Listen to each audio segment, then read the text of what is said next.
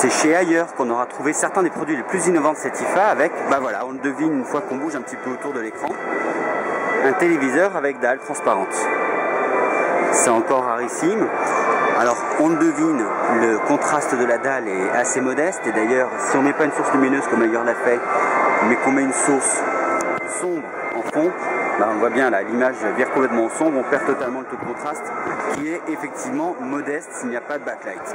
La définition de la dalle c'est du 1680 par 1050 pixels et figurez-vous qu'il ne s'agit pas forcément seulement d'un prototype, dans la mesure où Ailleurs a prévu une date de commercialisation déjà pour cet appareil. En revanche, il n'est prévu qu'en Chine et pour la mi-2012 et sans aucun tarif de prévu. Pour ce qui est des applications à prévoir sur ce type de produit, bah c'est aussi à déterminer, parce qu'il est évident qu'on ne s'amusera pas à regarder forcément un film ou à travailler en permanence dessus, vu la faiblesse du contraste. Néanmoins, on peut afficher des informations sur impression quand c'est un poste visible de client par exemple.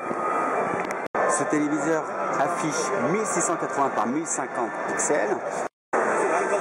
La dalle, c'est une dalle OLED qui n'est pas fabriquée par Ailleurs, mais par un Coréen dont le nom commencerait par Sam et finirait par Sung. Donc voilà, pour ce qui est de la finesse du produit, on peut comparer avec le doigt, c'est extrêmement fin. Et voici pour ce qui est des entrées-sorties, avec HDMI et source d'alimentation seulement.